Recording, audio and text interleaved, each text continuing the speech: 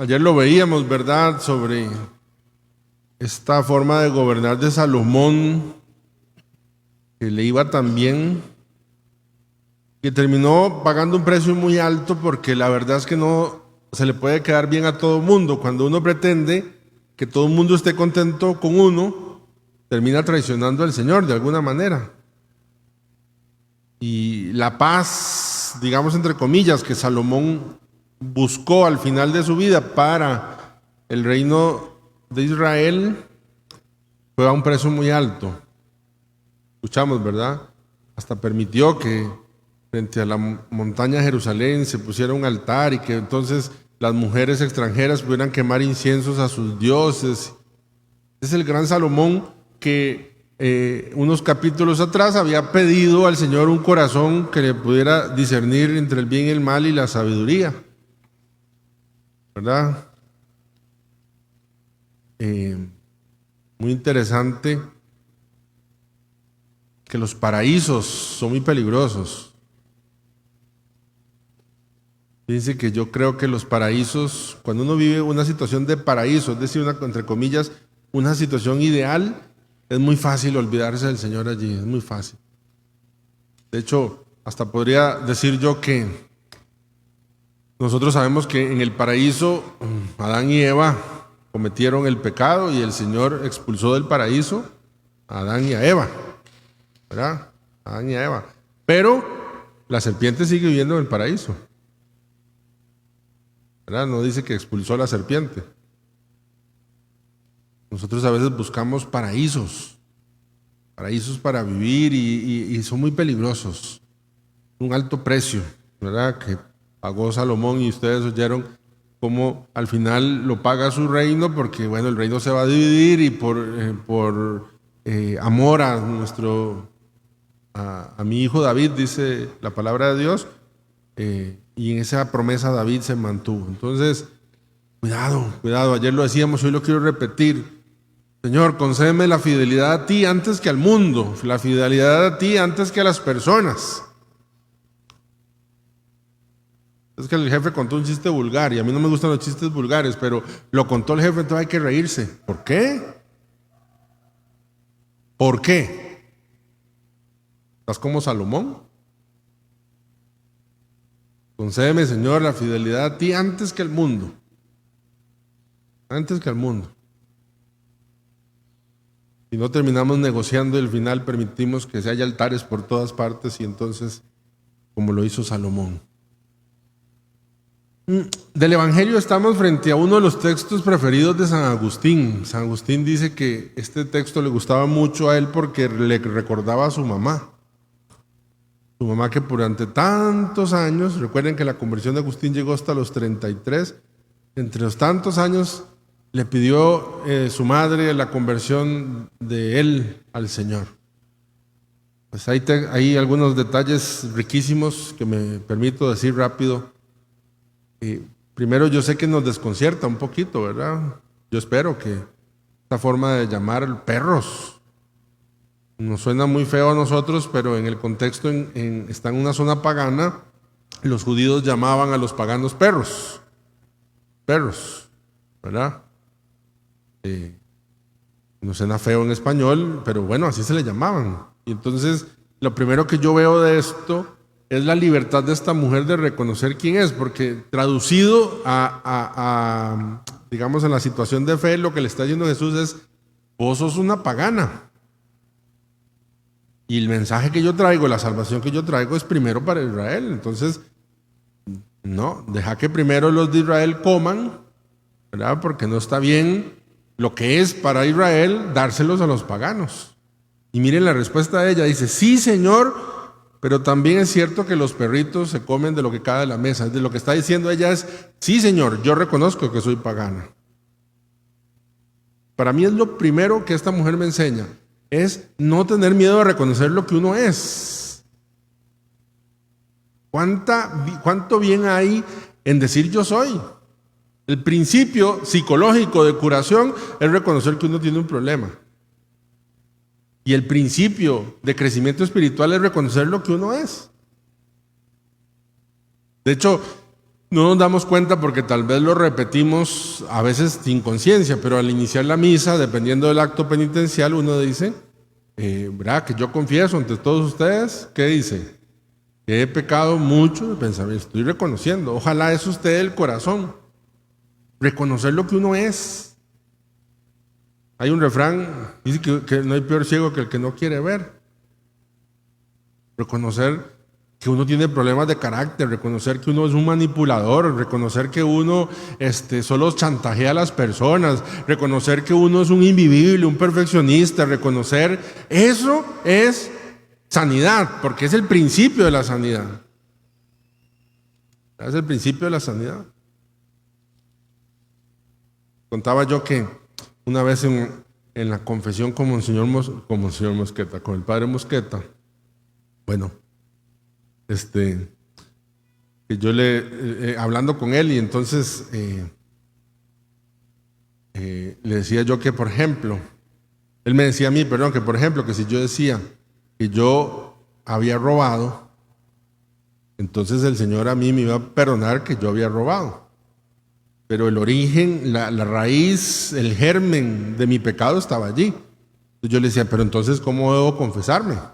Dice, es que mejor la forma ideal es que usted tiene que decir, me confieso de que soy un ladrón. Ah, no, padre, yo no soy un ladrón. A ver, ¿qué hace el ladrón? Roba. ¿Usted robó? Sí, usted es un ladrón. No, es que suena muy feo. ¿Verdad? Entonces, cuando uno reconoce lo que es, soy un ladrón, yo soy un pervertido, yo soy un invivible, yo soy un malcriado, yo soy... Esta mujer no pelea, no se pone, y ahí frente a lo que Jesús le está diciendo con este lenguaje de perro y demás, ella no se levanta y le dice, qué barbaridad, voy a ir a demandarlo. ¿Cómo se le ocurre tratarme así de esa manera? Bonita cosa. ¿No? Sí, soy pagana. Y esta pagana está reconociendo que tiene un problema. Y en este caso ni siquiera era para ella, era para su hija. Una cosa que le podemos pedir al Señor, Señor, concédenos la gracia de saber quién soy yo, de reconocer quién soy yo. A veces, entre los pleitos más fuertes entre el esposo y la esposa, es que se llegan a conocer tan bien que cuando el esposo le dice algo a la esposa de lo que ella es o viceversa, ¡uy, qué colerón que me lo digan! Y en el fondo sabe que es verdad. Pero la esposa quiere decir que la culpa la tiene él porque es usted, o al revés, que la culpa la tiene ella. ¿Verdad?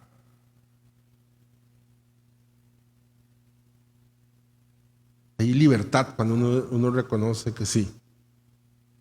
Fui a EPA un día y estaba haciendo fila, de estas filas de 1,80 m, ¿verdad? Por 1,80 m. Y yo estaba allí cuando veo que se mete un señor así, desde la nada, se me pone hacia adelante y se me sube a mí el Jiménez, un colerón, ¿verdad? Yo digo, este tiene que ser un sapricista que se me está colando, ¿verdad? Y entonces me arrimo y le digo yo, disculpe, señor, ¿se coló? Y me dice, sí, disculpe. Y ya se me bajó. Pues yo estaba listo que él me dijera que no, que el espacio estaba vacío y que no le... Y él me dijo, ay, sí, disculpe, voy a ponerme atrás y ya. Qué fácil se resuelve cuando le dicen a uno una verdad y que aunque sea fea y que uno dice que sí, está bien. Imagínense que un pleito hay entre el esposo y la esposa y que entonces la esposa le diga al esposo que usted es un malcriado y que el esposo le diga, sí, soy un malcriado, perdón, ya se acabó. O por lo menos se disminuyó, porque seguro entonces viene otra, pero entonces tal cosa. Yo soy...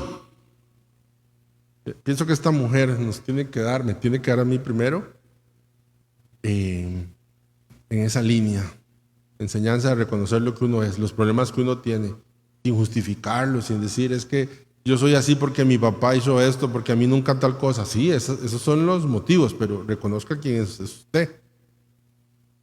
Los programas de autoayuda, ya sean Narcóticos Anónimos, Alcohólicos Anónimos y todos estos, tienen una base y es cuando la persona dice soy alcohólico.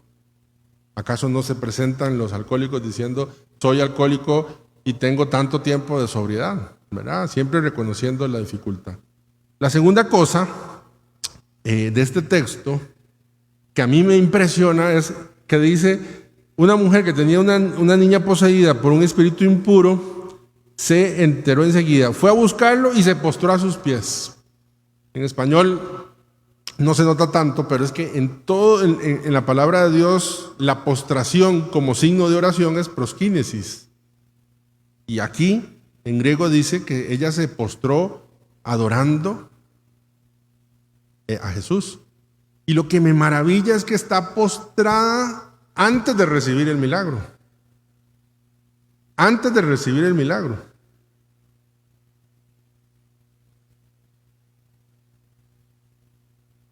No para recibir el milagro.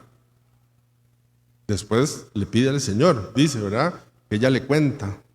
Y aquí es una forma muy de alabanza a Dios, es postrarse, aunque tengamos una gran necesidad delante de Él, sin pedirle nada, sino por lo que Él es, por lo que Él representa.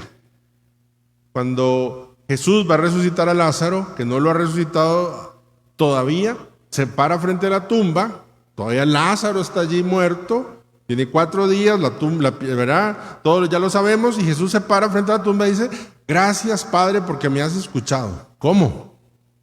¿Me has escuchado si todavía no le he dicho? Porque también Jesús habla al Padre como esta mujer está hablando con Jesús, ¿verdad?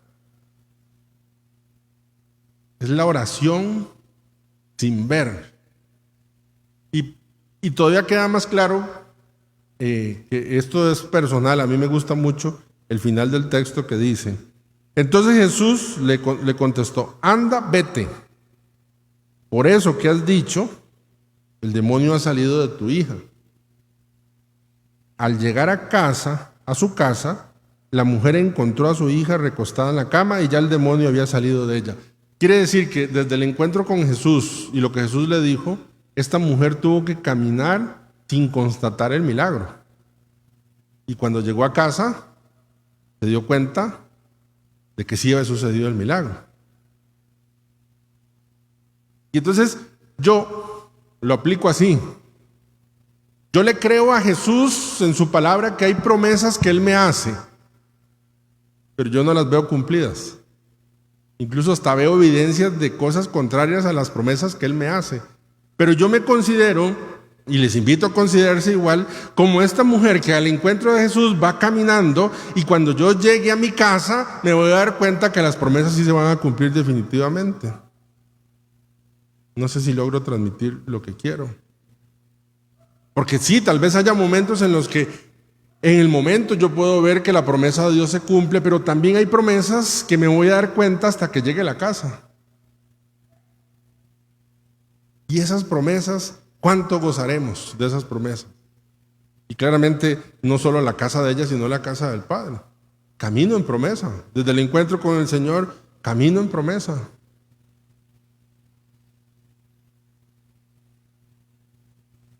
El Señor le dice que ¿cómo se llama? Que a sus hijos no nos va a faltar nada, que todo lo que le pidamos al Padre para nuestro bien nos los va a conceder. Yo le he pedido al Padre un montón de cosas que no me lo ha concedido, pero voy camino a la casa, y cuando yo llegue a la casa me voy a dar cuenta que sí, y en plenitud. Y le quiero creer eso, y decido creerle eso.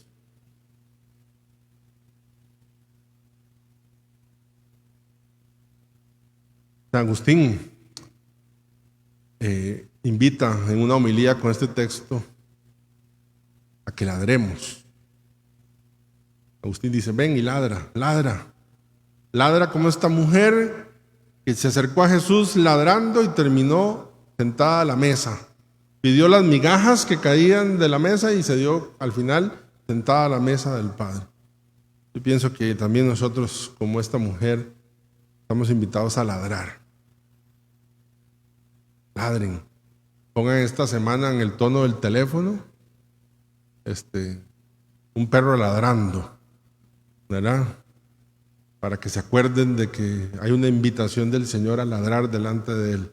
No de rabia, no de enojo, sino reconociendo que uno no merece, pero necesita, ¿verdad? ¿Recuerdan aquella frase? Señor, no te merezco, pero te necesito. Ladrando y ladrando y ladrando y esperando frente al Señor.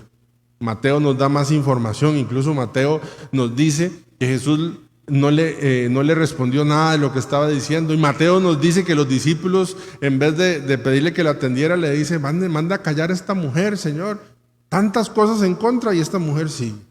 Que nosotros sigamos ladrando y creyendo en las promesas del Señor, que de pronto, tal vez desde el encuentro con el Señor hasta que lleguemos a la casa, vamos a ver cumplidos sus promesas.